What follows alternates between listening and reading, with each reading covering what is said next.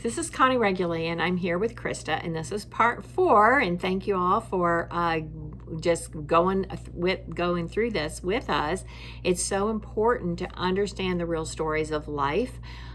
She has talked about her early sexual abuse by her father, how nobody would do anything, how then they tried to turn the tables on her when she had her child so that they could take her child. And ultimately, and she got arrested, she ultimately had a not guilty, and she was finally able to get a plea of guilty from Donald Haynes for the sexual abuse that he did on her. And she did accept that he would have a probatable offense. He was 79 at the time? He was 78 at the time. 78 years old. All right, so then, though, I want to take a moment because the saga just really continued to roll out. So that was on, he entered a plea. Oh, this is when he was arrested.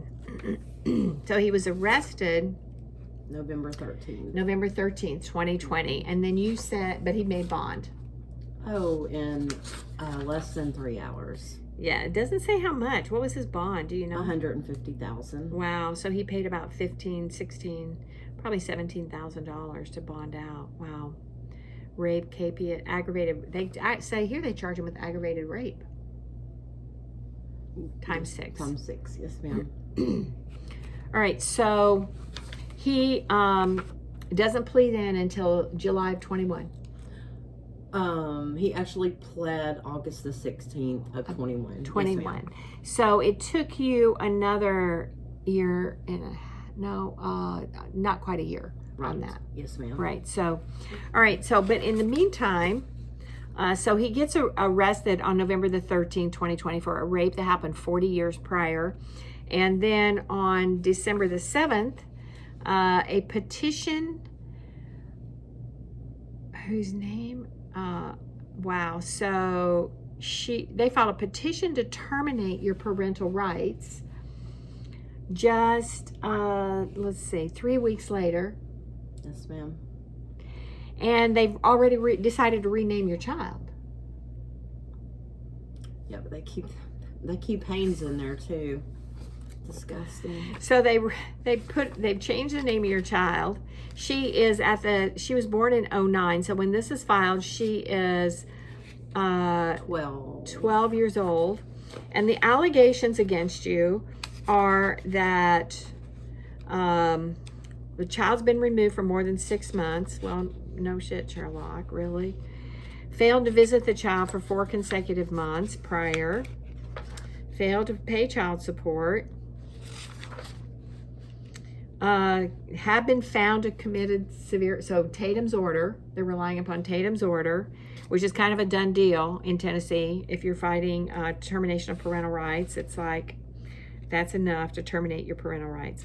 All right, so those are really the things. Child support, child support's visitation, and Tatum's order of severe abuse, which you tried to appeal and got dismissed. So then you start to, so in the criminal matter, you have the ability to ask for restitution. Yes, ma'am. So did you have a hearing on restitution? I did. And what did you go in and ask for? I mean, when you're preparing for a restitution hearing, so people can kind of understand that, what did you have to do to put that together? I just had to, so restitution is, of course, your out-of-pocket expenses for medical and, counseling, medication, that sort of thing. And that was from age 18, which is when I moved out of my home, until now. So, and then it's also part of restitution is punishment, to the offender. What about loss of income? Because golly, I mean, is that even a consideration? No, ma'am. That I believe is more in the civil case. So it's basically just part of my out-of-pocket expenses, and then it's also supposed to be punishment. Right. So when you sat down and you figured up just your hard cost expenses, just your counseling and those things, just that hard dollar cost, what did you come up with? I came up with about $300,000. Wow. I mean, from age 18 to 48 minus, a couple of years. I mean, 1 year I was incarcerated, that sort of thing. So, So you had an actual hearing on that? I did, yes, ma'am. And what did the court order as far as restitution? $42,000. But not in a lump sum. No. $500 a month for 7 years. $500 a month for 7 years for having survived as a survivor.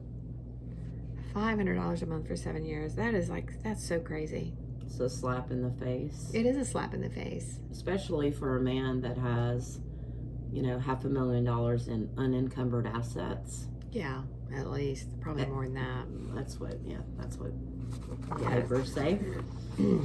So, and then you are continuing to face this termination of parental rights. And you, I kind of tried to step through some of that with you, but one of the things that we tried to do was really try to go back and set aside Tatum's order, right? Right, yes, ma'am. Yeah, so we attempted to go back in and set aside Tatum's order because she did not have an attorney. And by the time we could do that, we were 2021, and that had occurred in 2017. And of course, the judge said, so sad, too late. Now, and I can understand if we are talking about a used car, right? Like you didn't go pick up your car, right? But Absolutely. I mean, we're talking about the life of a growing child, and we're talking about parental rights. And when you are stripped of your right to have an attorney, when you are losing your parental rights, that is massive. And so I actually helped prepare that and file that. And then Judge Tatum recused himself. And then basically the court said it was too late.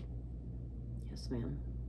So that is the severe abuse that's pending. And then in addition to that, you did have some issues with another attorney about the request for admissions and getting some of your discovery done, and you had some difficulties in the year, so in 20, would that have been 21, right? Yes, ma'am.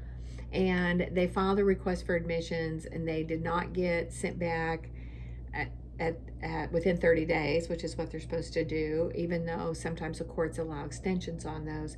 And then when I tried to defend that, then the judge also said that so too bad, we're just going to admit all these admissions against you. That's just crazy. Right. Now let's talk about the failure to visit. Now, of course, you haven't been able to visit. I have a no contact order. You basically have a no contact order, so you can't visit. And then with the child support, I mean, you came out of prison, you were homeless for 2 years pretty much, right? So you didn't have any ability to make any money. And then when you did start having some kind of job, you did do something to set up. Have you ever been ordered to pay child support? Yes, ma'am. What is the order? The order was $40 a week, but then I got put in jail. So, and I asked my attorney when I came out if we could go in front of Judge Tatum and ask for, it to be lowered, and that never happened. So, Wow. But I did start paying 2 years ago. And send him checks from the bank. Even though, yes, ma'am, it's all in there. And even though I was unemployed, I was still sending checks. Right. Just doing the best that I could. All right. So, and now you're trying to face a trial in that.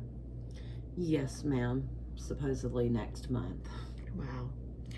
Well, I mean, as you can see, you're in this never ending. It just seems like it's almost impossible to get to the end of it, And if your story, and we've covered a lot in almost 2 hours, an hour and a half. What would you want people to hear out of what happened to you and where your life and if you could recreate any particular moments, what would you want people to hear about that? Ooh, wow. Oh, goodness. Never take anything for granted, I guess. Well, part of the thing that I hear with your story is that you I hate to say this, but you cannot rely upon other people. I know. You would have thought I would have learned that so long ago, but You know, that you can't really depend upon any other people. I mean, how many times were you let down? And of course, this massive thing with child sex abuse, when a child is sexually abused by somebody who should be a trusted figure, then you already have that lack of feeling protected and trusted. I mean, in that whole attacking that trust bond from such an early age, just really, you can, that's so hard to develop anyway. I mean, we all have to go through this process where we feel out who we can trust and who we can't trust, right? And so breaking that trust bond and interfering with that trust bond at such an early age, it causes all this conflict. Because now you have, I mean, so that you go through that for 10 years and then you have somebody that you just told them, you just like, okay, I'm just going to say what happened. He admits it, and then nobody does anything. So now you have another trust violation, right? And then you have, you know, after you get out of high school, you know, you're just trying to live in the real world and have all these people around you, and you have to develop relationships with people, but you have such a skewed ability to trust or not trust, right? Yes, ma'am. And then, you know, I'm so happy you were able to get away to Chicago for a while. How long were you there? About 10 years. Wow, really? Yes, ma'am. What did you do up there? I opened a business. I was a licensed massage therapist, so kind of a med spa type thing. Oh, wow, really? Yes, ma'am. Okay. And so then then you're pregnant at 37, you're single. And I'm just going to ask you this randomly. I don't know if this fits in anywhere, but you know, the fact that you were still single at 37 and hadn't really decided to get married or been with anybody, do you also feel like there was some interference with your disability to trust men? Bam. Yes, ma'am.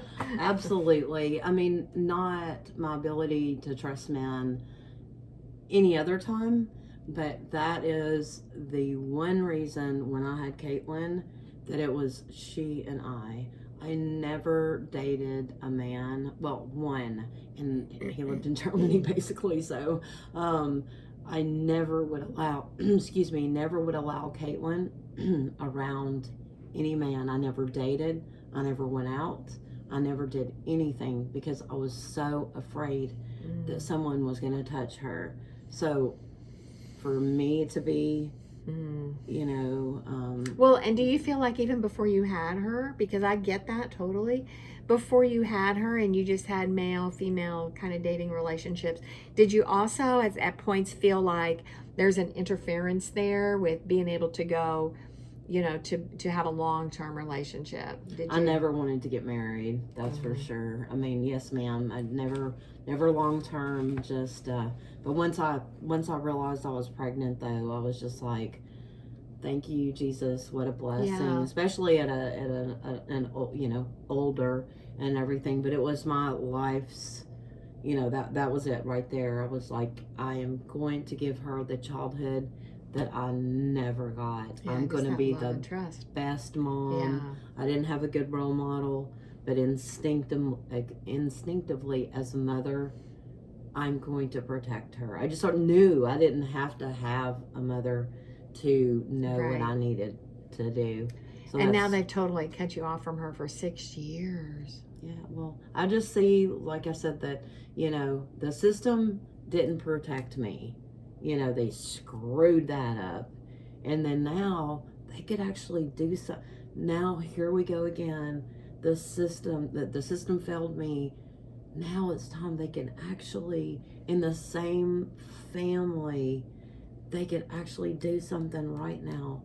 They could actually not break the chain, break the cycle. Yeah, break the cycle of that just whole, because, you know, and I'll say as a child, I didn't suffer from sexual abuse, but I had a lot of childhood trauma. And I had my father died when I was a little baby, like a year old. And then I had a brother who died when I was 12 of leukemia. And then I had my mother married a few times. I had a stepfather one of them who was kind of here and there and gone in quick instance, and then another one who she was married to for 6 years, who was an alcoholic, and was just he ultimately ended up being physically violent when I was 12, about the same time my brother died. So I mean, I had a 10-year period that it didn't, and as a child, you don't really realize how dramatic it is. Right. You're just living it, right? That's why I'm saying it's like, as a child, you're just going through that process, and you don't understand the whole impact of it, and you're just like trying to go through day to day to day to day. I mean, that's just your life, right? Yes, ma'am. So, I know for me, because of all of that interruptions in a strong kind of male-female relationship or father-daughter relationship or whatever, by the time I reached 18, I noticed, or I found out, of course, again, you don't realize it when you're going through it, right? Because you're just trying to figure out how all that's affected you. I had no trust, right? I did not trust. I didn't trust that somebody would be there and not die. I didn't trust that somebody would be there and not become an alcoholic. I didn't trust that somebody would be there and not become violent, right? And so that whole trust cycle is interrupted and interfered, and it's really a life sentence. There's just no other way. Yes, and now ma'am. what they have done with your daughter, and I mean, just from everything that you're saying, it sounds like you and your daughter had a really, really close, strong relationship. So awesome. And they have taken her at 6 years old, and then to have to force to put her on the stand. And I'm sure that had to be, we don't know how she was prompted for that or who talked to her prior to that, but that is probably just something that she can't even really comprehend. And then just to not be able to have any contact with you at all is extremely damaging. It's like erasing you, right? It's like making you, now that the trial was in 17 and we're already another 5 years after that. Right. And she said no contact, no phone call, not a picture, not nothing. That is so outrageously cruel. And these people that know that it's false. Wow, so outrageously cruel. And actually, too, with the February 9th restitution hearing or whatever, part of that was that Don wanted to still, we fought half of the time because Don wanted to still continue seeing my daughter. And I was up on the stand, and they said, are you upset because Don wants to see your daughter and you haven't seen her? And, at first my answer was, well, no. And then, I had to sit back for a minute, and I was like, but if that's not a good reason, I don't know what is, because I'm not guilty and this man is guilty as all get out. So again, still, all this time later, I'm the only one protecting my daughter. And you're the only real victim. Well, your daughter's a victim. But I mean, you're the only one who's really been victimized by the system and every step of the way. And now your daughter is being put in that position too. She's caught in the crossfire, but nobody's, Rebecca's not, protecting her. Warren's not protecting her. They're allowing, until now, she's been allowed to be around Dawn and Dora. I said, Dawn, Doris, or not Dawn, but Doris, Rebecca, Warren, they have all allowed my daughter around Dawn. Right. And they're all still fighting, or were until February, to allow this. I'm still fighting. And what did the court finally do? Finally, thank goodness, the judge ruled that Don was never ever to be around Caitlin, even though he's a sex offender. Yeah, and his conditions of probation provide some limitations about being with children as well, right? I know, but it wasn't about any other child. Right. It was only about my daughter. Yeah. Well, you still have a journey to go, and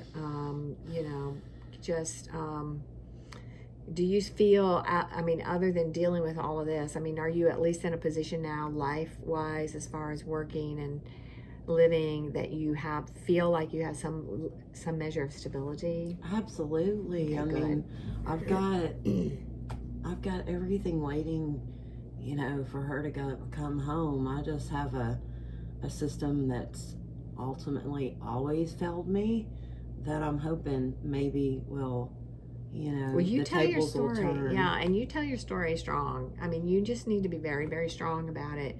And you're the one who needs to stand up and say, you know, this was wrong the way this happened. You've got to say that, you know, and that's why they persecute me, is because I say it's wrong. What you're doing is wrong. It's just, you know, you can't take just a piece of paper and write something on it and sign it and say, you know, well, it's a court order, right? I mean, you've got to say what you did was wrong.